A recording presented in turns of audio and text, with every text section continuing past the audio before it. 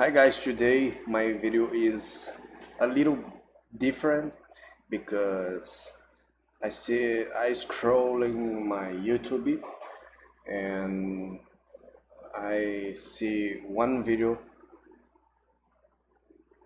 I I I want to see one video. Okay, this video, why science doesn't make laws anymore. Start talking. I gotta, okay? Ariana Grande. Let's go. Till the 20th century, everything that physics discovered about the universe that applied everywhere, My as far as we knew, webcam. right? They were called laws. Annoying. Newton's laws of motion. Right. Newton's laws of gravity. Right. Law is something that you don't break. Okay. It is a law. That's right. Thou shalt not go faster than light. There you Thou go. shalt not. Those were Thou shalt not. I don't know. You don't break. okay. It is a law. That's right. Thou shalt not. Thou shalt not. Okay. This is best. Go faster than light. There you Thou go. shalt not. Those were the original tablets, if you're wondering. No, that's the other one that broke. That's the one that broke up. I come down with these 15. 10. 10 come out. 11 to 15 with the speed of light. Right. So, beginning of the 20th century, we stopped calling them laws. Okay. Why is that? It was a humble recognition that the experiments you do that establish the laws might not have been conducted in every possible extreme to test the law that you're establishing. That makes sense. Okay? Right. Let me give a really stupid example. All right. I can make a law that if I drop something, it'll fall at a particular rate. I'll call that my gravity law. Well, it kind of is the case. Yeah, it is. It is. However, if I go to a mountaintop, it'll fall slightly slower if I have very careful measurements. My gravity law is different at the top of a mountain. So I have to adjust it somehow. And then I learn, oh my gosh, my gravity law depends on how far away you are from the center of the The earth. center of the earth. Okay? Because that's what it's falling into. Oh, that's what it's falling into. But you have to, this is new understanding of what's going on. Right. But if no one ever ascended a mountain, this law would work for everybody at all times at sea level. Right. Okay? Yeah. But so now let me give a more realistic example. Isaac Newton has his laws of motion, laws of gravity. They apply everywhere. The moon going around Earth, Earth going around the sun, Jupiter's satellites going around Jupiter. It's not just, here's what the sun does with planets. It's what anything does. That's Right. got, okay. If it has mass, right? If it's got mass, you can have gravity, Right. you got this. Right. So, oh my gosh, this is amazing. But then Uranus gets discovered. It's not following Newton's laws of gravity. Have we found the limits of this law? It only applies maybe to our solar system. Maybe other star systems, it's different, or maybe beyond a certain distance, the universe is somehow interfering with it. We didn't know. Right. And we had Newton's boys on his side saying, Newton is so badass, we are sure the law still works. There must be some other planet tugging on it that you haven't put into Jogging. your equations. Right. Let's look for it. You have to invert the equation to find the thing that would be making the force of gravity. Right. It's called an inversion problem. Took some high-level math in the day. Sure enough, they said, look here, bada bing, there it is. Newton's law still held. Still help. Now we keep going. How about these stars that orbit each other? Do we know their masses? Not quite yet. We have to learn more about what stars are. We get their masses. Whoa! They're following Newton's laws. Wow. Right. Stars, that's beyond our solar system. So we were good with Newton's laws until we had to understand what Mercury was doing. Mercury, its orbit around the sun was not following Newton's laws. We said, we've been down that road before. Right. But there's a planet. Right. Inside the sun. There's another planet in the sun. No, Pull on Mercury. The next best thing. There's a planet so close to the sun, Right. we can't see it. It's lost in the glare. Okay. But clearly it's Clearly there. it's there. Okay, because that would account for the fact that Mercury's path is not exactly following Newton's laws. Right. Turns out, can't explain it with Newton's laws. We're in the presence of severe force of gravity? The sun. Obviously, Earth is near the sun, we're orbiting it, but these effects don't show up until you're really close.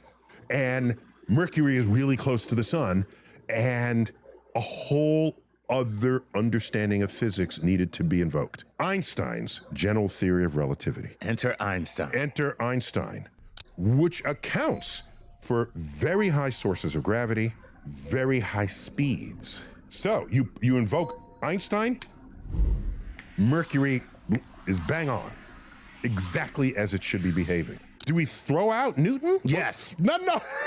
Newton. Get out, Newton, you dumbass. Get out of here.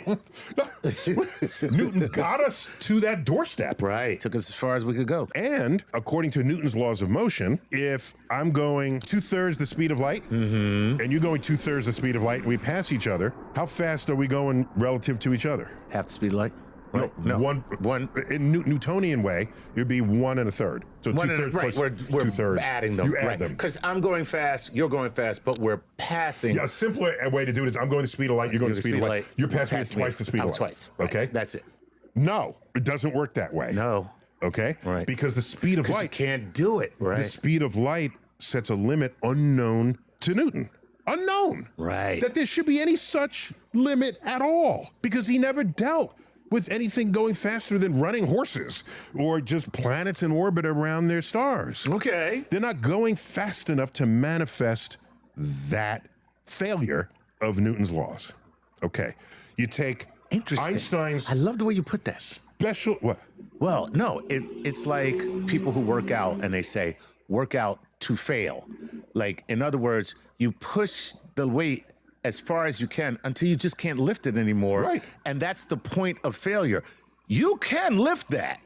You could, but you get to a point where, yeah, this doesn't work anymore. You've tested the limits of your muscle. limits of your muscle. There So it is. now you're in a new world now. Are you going to get there or you're not? Maybe you need a different regimen Right. to get there. Exactly. Okay. That's very cool. Einstein's general theory of relativity and special theory of relativity combined accommodated the extremes where Newton's laws had never explored. This was a humble recognition that which we used to call a law had limits.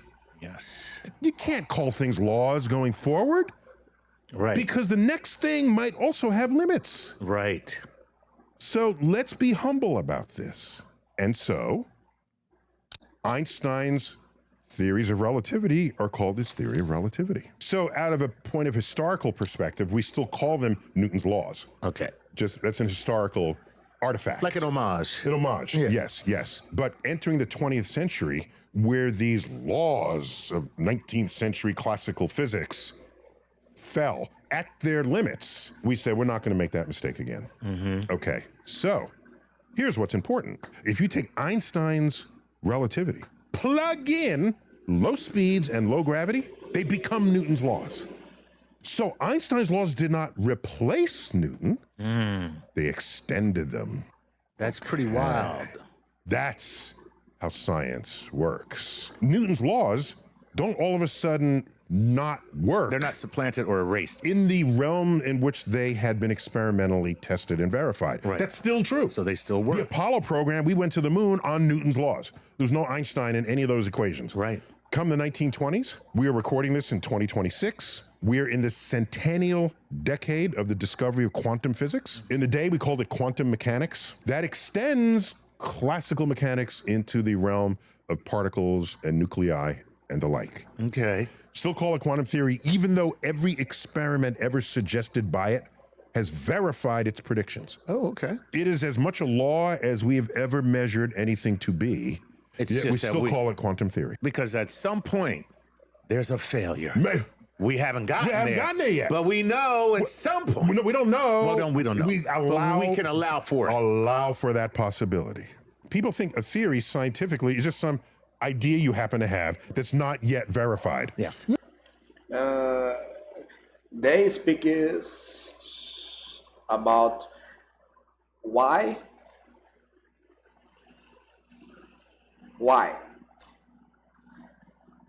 in the past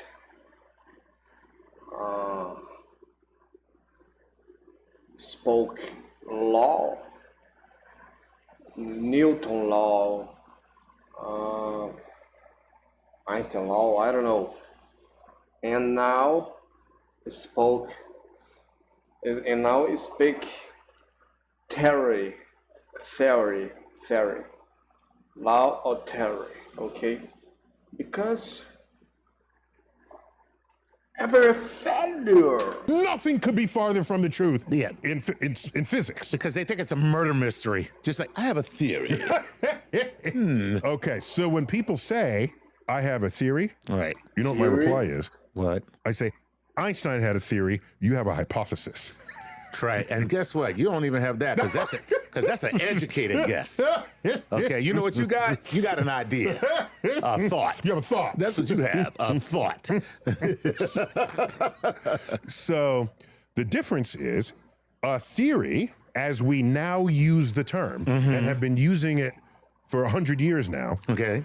is an organizing understanding of how the universe works in some realm or another. It not only organizes it, it says, we understand this, that, and the other because of this idea. And not only that, this idea is so fertile, I can make predictions on it. You can go test it, and those predictions will show up and be correct. That makes sense. And especially because it eliminates the perception that a theory is a thought or an idea. Like, oh, That's why whenever I get the occasion, I say, you don't have a theory. Einstein had a theory. You have an hypothesis. Right. You hypothesize something. right. It's not, nothing works yet. Right. It hasn't been tested yet. Right. Okay? Right. I have a hypothesis. Can we test it? Yeah, here's an idea. Test it. We test it.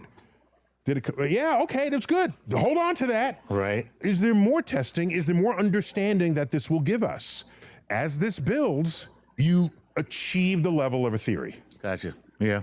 Okay. So we have quantum field theory, theory of relativity. We have the theory of evolution. Right. Nothing makes sense in biology without evolution by natural selection. And by natural selection, we mean God decided to, like, I'm going to select you, and I'm going to select you, and I'm going to select you. And That's yeah, divine selection. that's divine selection. Okay. So evolutionary theory, for example, would say, if you understand that mammals came later in the tree of life, we didn't really become interesting mammals till after the dinosaurs, the big dinosaurs left the scene. I think there were some early mammals. But if you go back millions of years before the dinosaurs, and there's a sedimentary layer with dinosaur fossils, evolutionary theory predicts you will not find mammals in that layer. If you find a layer that has dinosaurs and rabbits, that's a problem for the theory of evolution. It's also a hoax. So you have to ask, is it a hoax? Right. Because evolution has been so thoroughly tested. Right. Is it a hoax? Hoax. Is there some uplifting of the surface, which happens in continental drift? So check for that. Right. You want it because it's been so successful. Your first thought is, no, let me throw the whole thing out the window because of this one data point, because it's been so successful. That would put a theory to the test. Right. Now, Copernicus had a theory, the heliocentric theory, that the sun is in the middle of the known universe, not the Earth. He came up with this. It was like, whoa, brilliant Copernicus. He's right. Sun is in the middle of things. Right. But his orbits were perfect circles. He's religious like everybody else. If God made the universe, what's the most perfect shape? Circle. So he made the universe, give the boy circles. And it didn't match the paths of the planets in the sky. How could this be a correct theory if it's getting that wrong? So here's what happens. The Lord works in mysterious ways. That's one answer. Another one is, maybe I have to adjust my theory. Maybe the basics are correct, but I got to make an adjustment on the edges. What is that adjustment? We would learn 70 years later. They're not perfect circles. They're slightly squashed circles, ellipses. Once you put in ellipses, it's bang on. Just because you find something that Doesn't tickles fit. the edge of a theory, Right.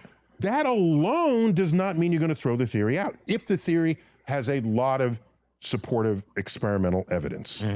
Take the Big Bang. I cannot begin to list for you the supportive evidence for the Big Bang, even though it makes no sense that the whole universe was once smaller than a marble. What's my Marble.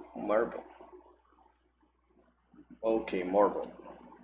Saying? The universe is under no obligation to make sense to you. Thank you. Right.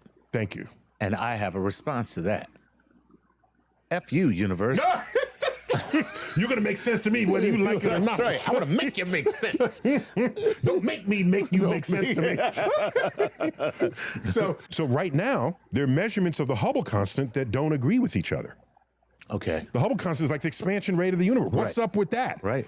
Headlines all over the place. We have to revisit the Big Bang. The Big Bang this. Big We have Bang to throw doesn't it work out. anymore. Okay, excuse me. No, this is like an edge effect. If we have to redo the Big Bang, it's going to take more than that. This is one thing. Let's keep exploring it because so much else works. If you have another idea that can explain the Hubble constant, you have to explain all this other stuff too. Right. And that's hard. Be my guest. But just don't turn around and say, I found this one thing that conflicts, therefore, All of it's wrong. all of it's wrong. That's called the baby with the bathwater. Exactly. Exactly. In Copernicus, the baby was right there. The sun was in the middle. You're not throwing that out. Right. Because it explains so many other things. Yeah. Okay? Yeah. All right. So, theories are powerful ideas that have been experimentally verified, and we ought to be calling them laws, but we don't because we're humble.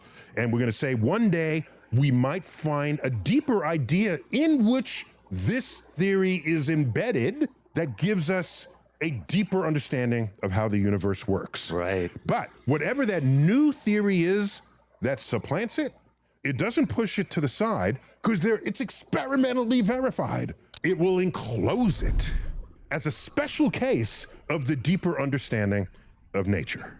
Nice. To say, and this was spoken in the halls of Congress, we should teach evolution as the theory that it is and make sure that we can also teach biblical creation because evolution is just a theory.